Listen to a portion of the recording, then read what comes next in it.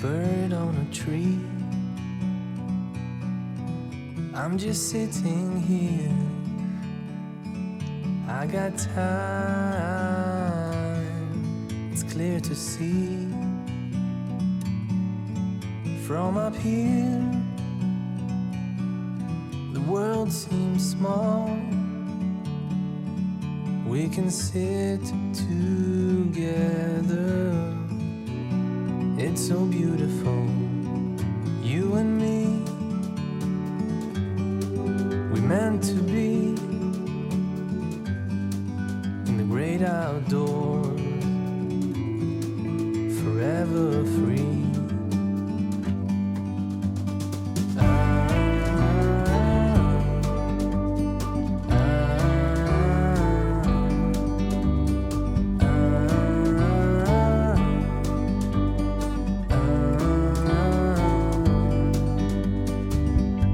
Sometimes you need to go and take a step back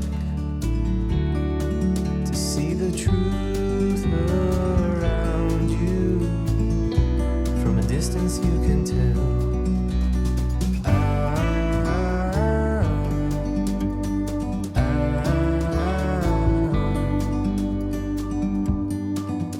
You and me were meant to be in the great outdoors, forever free. You and me meant to be in the great outdoors, forever free.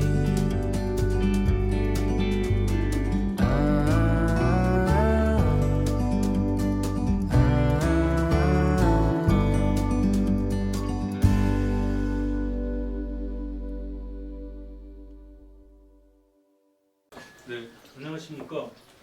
예, 오늘은 지난번에는 이제 만해 그 행적, 그러니까 출생과 가계에 대해서 저희가 했는데 거기에 약간 좀 이렇게 연토라든가 그런 데 문제가 있습니다. 근데 그거는 지금 현재 자료가 그렇게 없어서 그런 거예요. 그래서 나중에 저희가 올 연말쯤에 대해서 이제 정리를 다 해서 그때 전해드리도록 하겠습니다.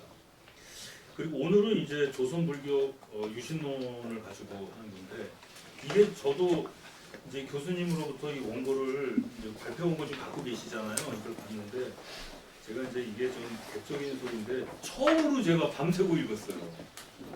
이렇게 제가 옛날에서는 밤 안 새는데 이거 보면서 진짜 2번 정도 읽었거든요. 밤새고 정리를 하면서 봤는데 생각해야 될 것들이 너무 많더라고요. 근데 이게 저는 단순히 뭐 중이 결혼해도 되느냐 이런 얘기인 줄 알았어요.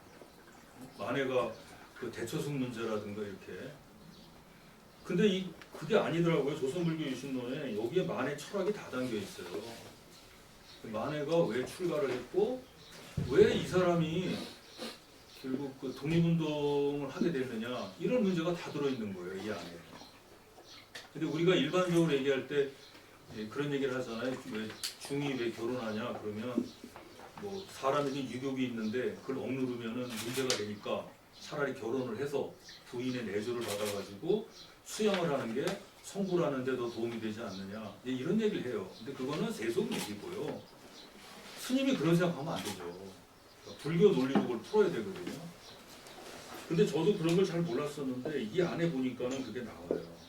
굉장히 많거든요. 그래서 이걸 오늘 다 하긴 어렵습니다. 그래서 오늘은 아까 교수님께 말씀이 드려가지고 이 만해라는 사람이 왜 출가를 하게 됐고 왜 조선 불교 유신론을 했느냐.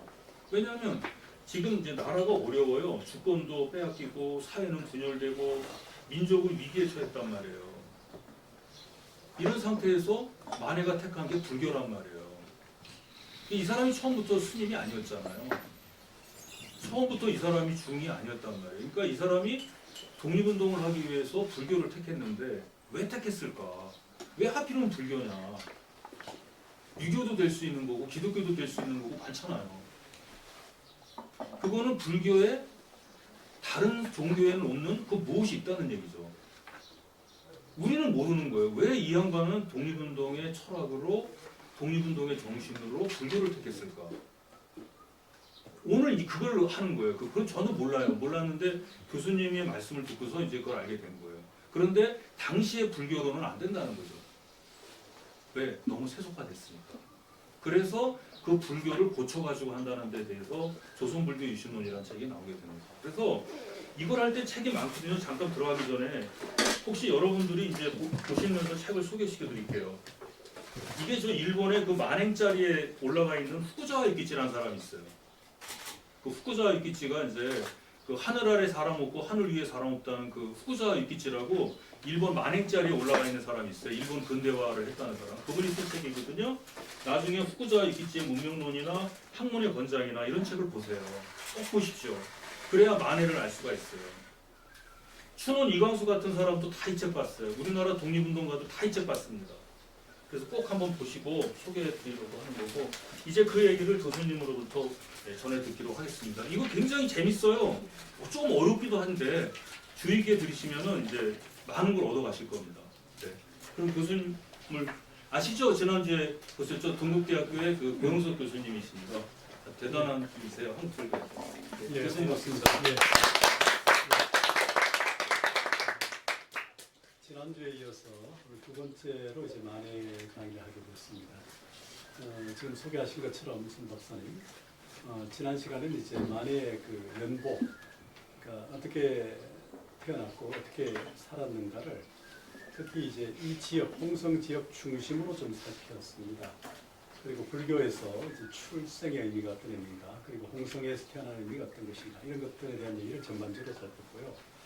오늘은 이제 요청받은 대로 만해의 어떤 그 사상적 배경이 된 텍스트가 사실은 여러 가지가 있겠지만 우선은 조선불교 유신론이라고 하는 책이 1910년에 집필이 되고 1913년에 간행이 되었습니다. 이게 어떤 의미에서 공식적인 첫 출판이라고 할 수 있죠.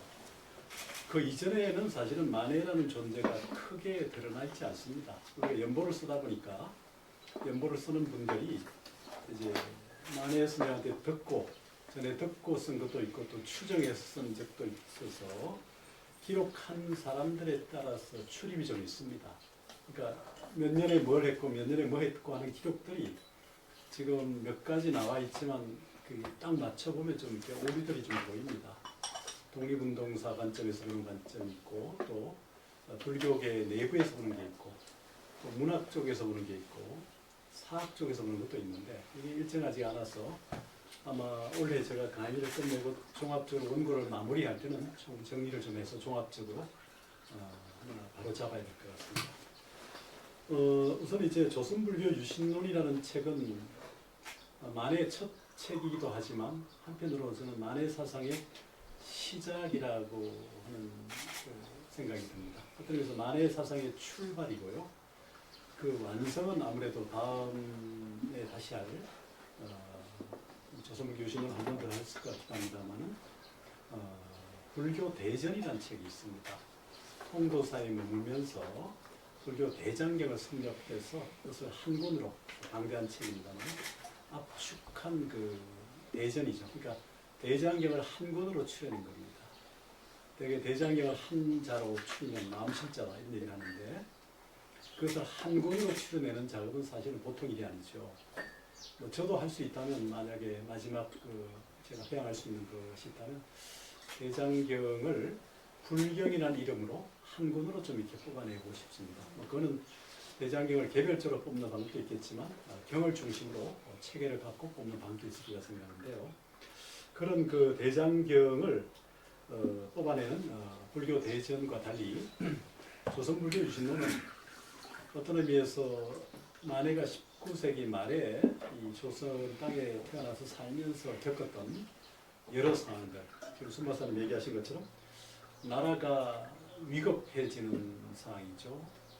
그리고 전통적인 유교 성리학이 제 역할을 하지 못하고 또 전통적인 도가 도교는 이미 존재감이 없었던 지 오래고 이렇게 볼 때 결국 우리나라 사상을 이끌어왔던 흔히 말할 때 뭐 불도유 삼교 우리 여러분 되게 유불도로 많이 알고 있지만 불교하는 사람 불도유, 불선유 이런 말을 씁니다만은 불교, 도가도교, 유교라고 하는 3교 중에 특히 조선조의 통치이념이었던 유교 성리학이 점차 그 기능을 잃어가죠. 1차적으로 임진왜란, 병자호란을 겪으면서 이전에 그 퇴계나 율곡에 의해서 공고화됐던 성리학이 이게 임진왜란을 겪으면서 또 병자호란을 겪으면서 제 역할을 못한 것에 대한 비판과 반성으로부터 실학이 또 등장했지만 이미 도가도교는 계속 조선조 성리학 때 이단이라고 비판을 받아왔죠. 심지어 유교 내 심학이라는 양명학조차도 이단으로 비판을 받아왔고 퇴계조차도 벽이단론을 쓰면서 제자들이 양명학에 침문될 것을 걱정하는 그런 글을 남기게 했습니다. 그런 사회에서 이제 19세기 말이라고 하는 사안은 우리가 잘 알다시피 정조의 사후, 그러니까 정조가 1800년에 성하지 않습니까? 그 다음에 이제 순조 시대로 들어갑니다. 흔히 말할 때 정순, 헌철, 고순 그러죠. 정조 성하 이후에 이제 순조, 정순, 그 다음에 흥종이 있고 철종이 있죠. 그 다음에 이제 넘어가는 것이 바로 이제 고종이 있고 대원군 집정이 좀 있으면서 이제 순종으로 이어서다가 나라가 국권을 비탈당하는 이제 1910년을 맞이하게 됩니다. 그러니까 이 시기에 사실은 이제 만해는 살았습니다. 그러다 보니까 어릴 때부터 상당히 그 자아가 강했던 것으로 보이고 자아가 강한 사람들은 적어도 자기뿐만 아니라 주변에 대한 인식도 남다르게 파악할 줄 알게 되죠. 그럴 때 내가 무엇을 해야 될 것인가, 내가 어떤 일을 할 수 있는가 이런 것들을 되게 파악하기 마련이고 그럴 때 지금 얘기드린 것처럼 도가도교가 제 역할을 하지 못한 게 이미 오래됐고 유교 성리학자에서 이단으로 비판받은 도가도교로는 무엇을 할 수 있는 사안이 아니었죠. 우리가 율곡 이희 선생이나 석의 박세단 같은 분도 도덕경에 대한 주석을 남기고 있습니다. 이 석의 박세단 같은 분은 이 유교 성리학문의 사문난적이라고 비판받으면서 상당히 그 곤혹을 치른 적이 있습니다. 그러니까 유교 성리학이 지배하는 이런 시대에 불교나 양명학이나 도가도교는 사실은 존재감을 가지기가 쉽지 않았습니다. 그러나 조선조 내내 보면요, 불교는 고려, 신라, 또 고대 4대 시대에 고구려 백제 신라 가야 시대, 고려 시대 이래 주류의 철학이고 사상이고 종교였기 때문에 비록 성리학이라고 하는 유교 성리학이라고 하는 조선조의 통치님이 시작이 됐다 하더라도 쉽게 무너질 수 없는 견고한 뿌리가 있었죠. 그러다 보니까 조선 적어도 전기까지만 하더라도 불교는 우리나라 사상의 주류 속에 여전히 남아있었던 겁니다. 조선 전개 유교 성리학이 통치 이념이 되면서 이제 불교 비판을 본격화하지 않습니까? 삼봉 정도전의 불시작편이나 양천 권건의 신기리편을 비롯해서 여러 유자들이 이제 불교 비판을 했지만 불교는 나름대로 논리를 만들어가는 기화, 덕통의 현정론이나 유석지리론, 또 이후에 좀 조선조 내려가면 백곡천의이라고 하는 분이 이제 간패석교론, 그러니까 석교라는 불교를 비판하는 것에 대해서 다시 간하는 석교를 이제 폐지하라고 하는 유자들의 상소에 대한 불교적인 대응이 바로 간패석교론입니다. 백곡천의 대사의 명문장이죠. 조선조 500년에 아마 가장 뛰어난 문장일 겁니다.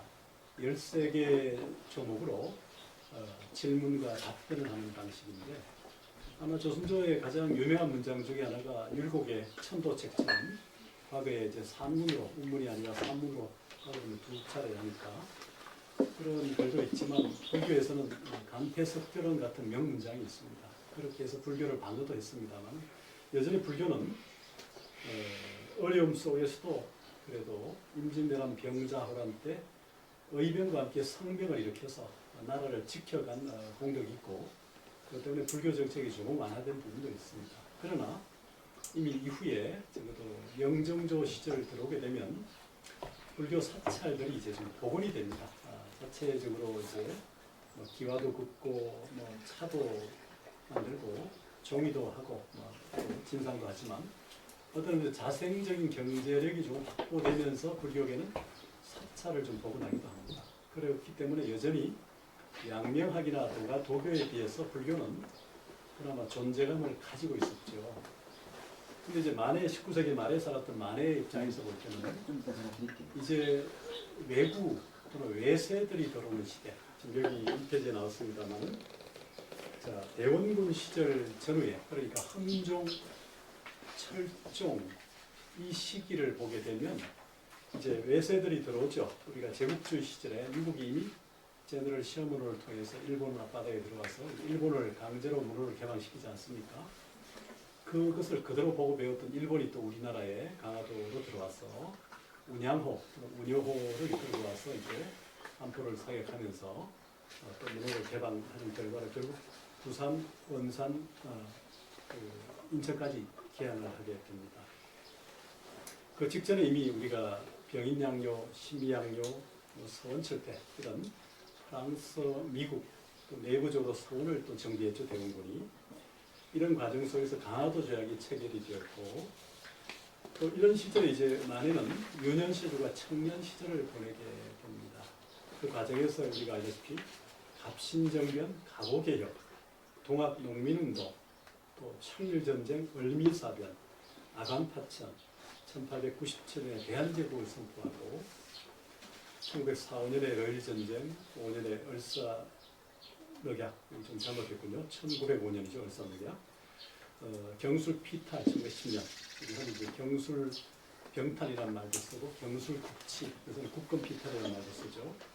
또 11년에 사찰령과 시행령이 또 제정 반포되면서 조선 반도 전체에 있는 불교 사찰의 휴지 인연권, 그래서 이제 청록과 가난한 그런 시대입니다. 이런 식의 만해는 살았죠. 그러니까 동학 농민운동이 일어나고 외세들이 들끓는 이런 시기에 이거를 자아가 강했고 이런 만해의 입장에서 볼 때 이것을 감당하는 조선 정부의 무능력, 무기력한 모습을 보면서 결국은 동학과 같은 쪽에 그 관심을 가지지 않을 수 없을 것 같고요.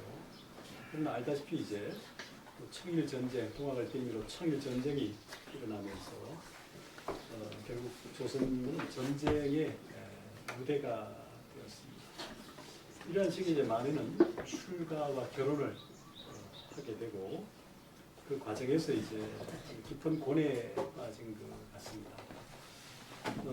주권이 뺏기고 국권이 이제 무너지는 이런 현실에서 또 양반과 상민들은 또 자신의 처한 육각지가 다 달라질 테니 이런 상황에서 아마 하급 관리 출신의 자제였을 것으로 추정되는 만해 입장에서는 나름대로 뭐 이웃 친구들이나 친구들 집에 있는 여러 한문 전적들을 보면서 한학을 좀 접했던 것으로 보이고 이게 이제 출가 이후에도 한학을 접합니다만 이런 전통 한학을 나름대로 익혀서 문자를 읽을 수 있는 이런 입자의 그 만해가 결국 자신이 할 수 있는 역할이 무엇일까를 생각할 때 이미 그 존재감을 잃어버린 도교로는 어렵고 진짜 존재감을 잃어가는 유교 성리학 가지고 기대할 수 없을 뿐만 아니라 결국은 불교는 여전히 민중들, 백성들 속에서 살아있다는 사실을 이제 발견도 했고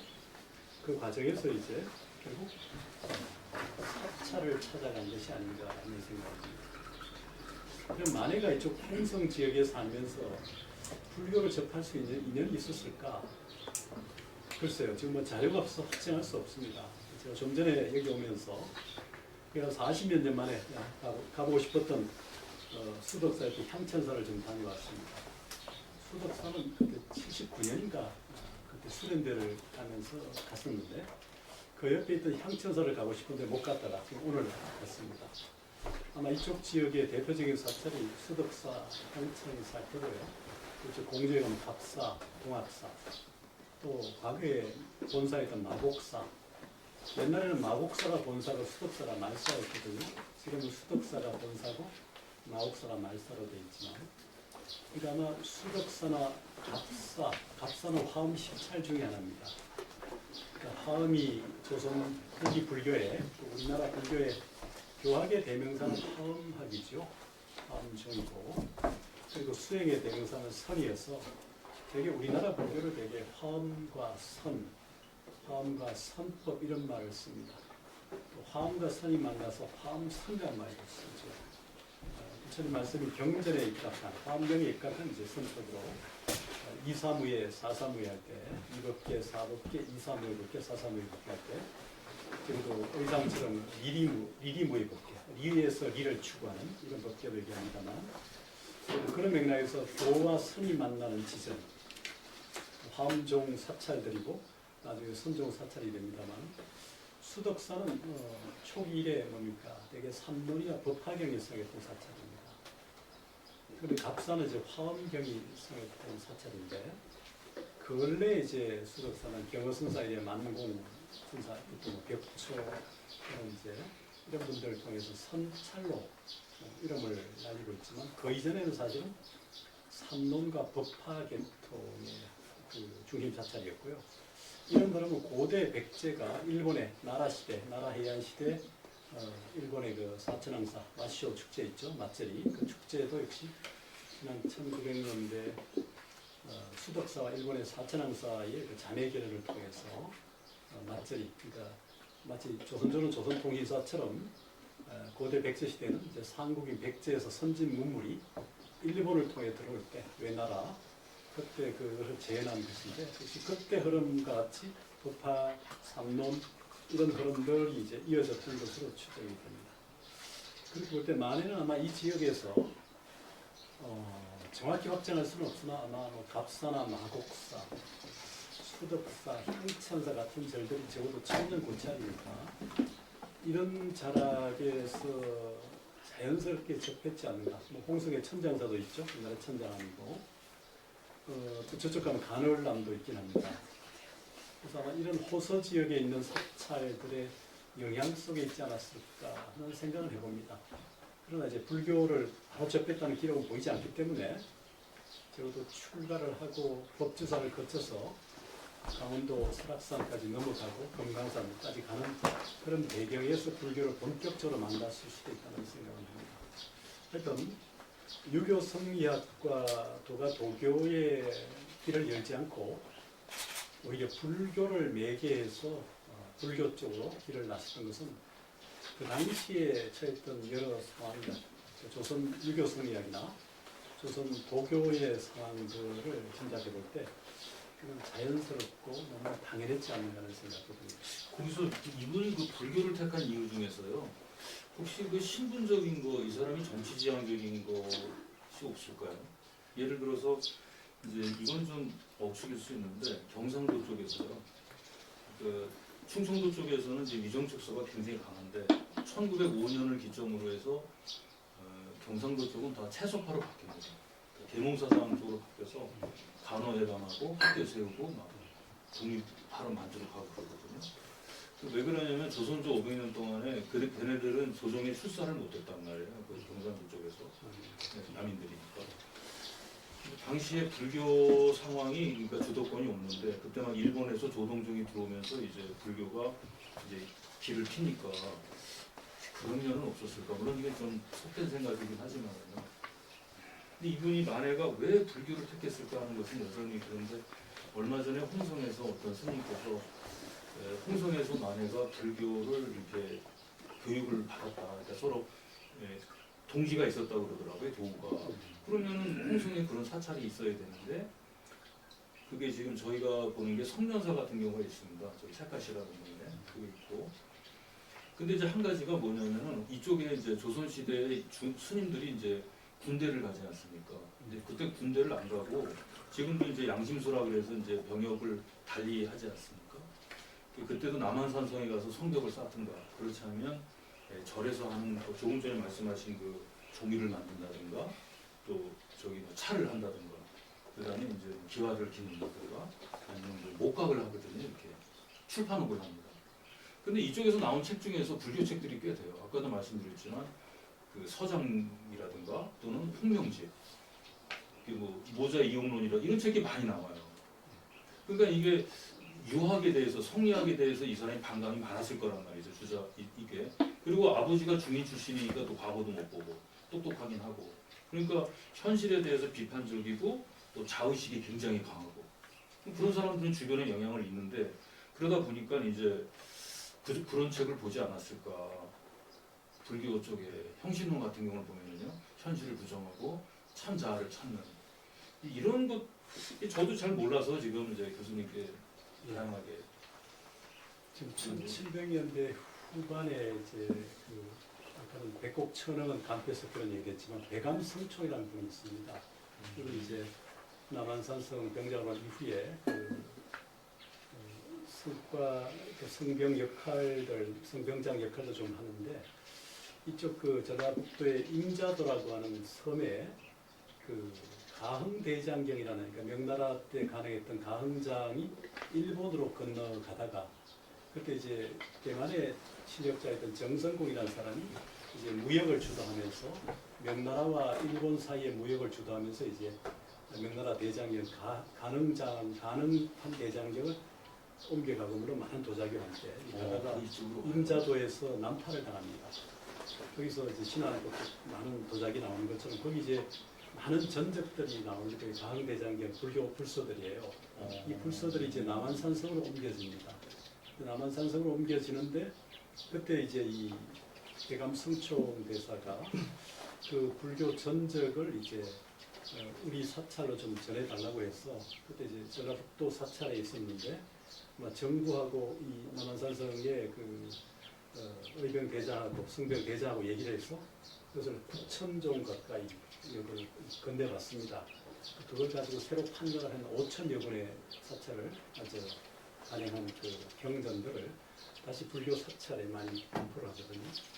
그런 맥락에서 아마 이제 호서 지역 이쪽에 그런 전적이 들어왔을 가능성도 하나 좀 있을 수 있고요.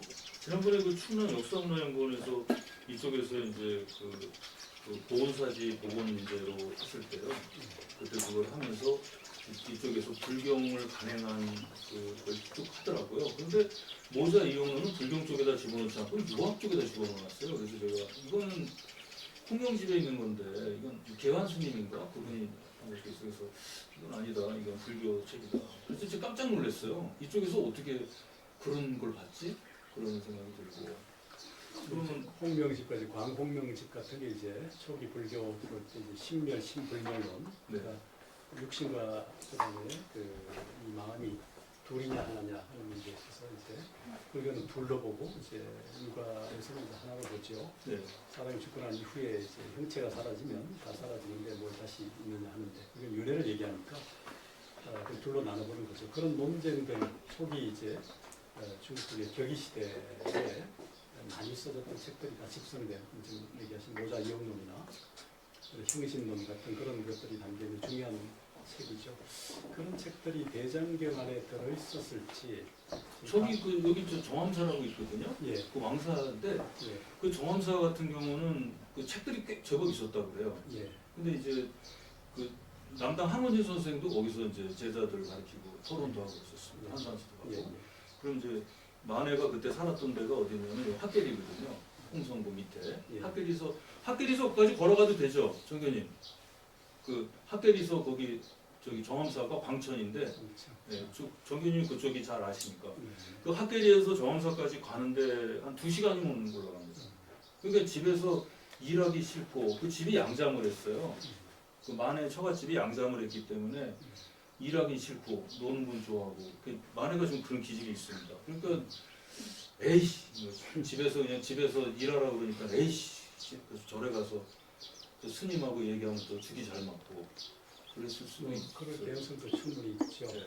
어쨌든 간에 뭐 지적 호기심이 강한 사람들은 책을 좋아하니까 책이 있는 사찰이나 또는 책이 들어오는 게 되게 한글을 통해 들어오잖아요. 그러니까 그랬을 가능성도 있을 거라고 생각합니다. 이쪽에 천년고찰을 따지면은 이제 고산사도 있고 구항에도 몇 개 사찰이 있는데요. 근데 제가 거기 그 창건지나 이런 걸 봐서는 없고 정암사 같은 경우는 워낙 큰 사찰이 있고 성련사 같은 경우도 이제 보감 이설 선생이 중창불사를 해서 여기 서원이 없어요.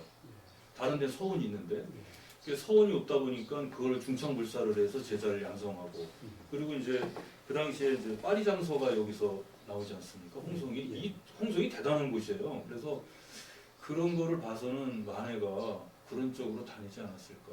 그리고 워낙 이 사람이 술 같은 걸 좋아하고 아주 성격도 그 얼굴 보세요. 관상 하시는 분들 한번 보십시오. 아주 그냥 보통 아닌데 그런데 똑똑해요.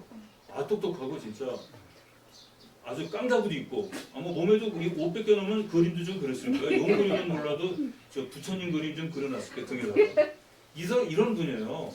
마네는 제가 동네 어르신들한테 듣기로는 굉장히 똘똘하고 깡다구 있고 그 다음에 이 사람은 보스 기질도 있고 그리고 불의를 보면 못 참고 그런 사람이에요.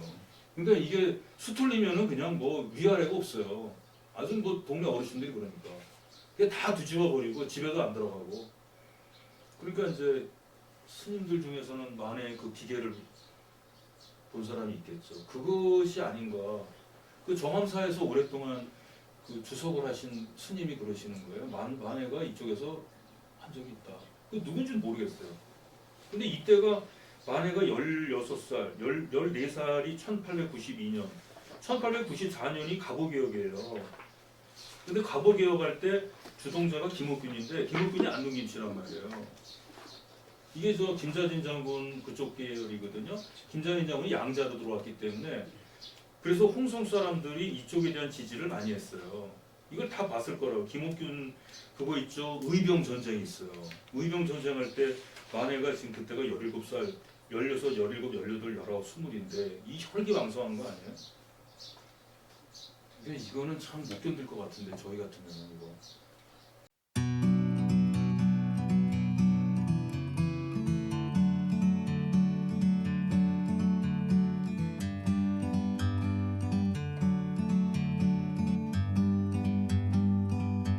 Like a bird on a tree, I'm just sitting here. I got time, it's clear to see. From up here, the world seems small. We can sit together. It's so beautiful, you and me. We meant to be in the great outdoors,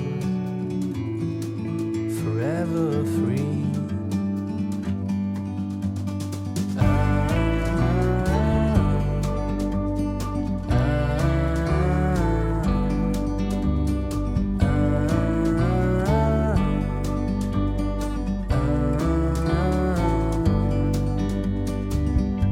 Sometimes you need to go and take a step back to see the truth around you. From a distance you can tell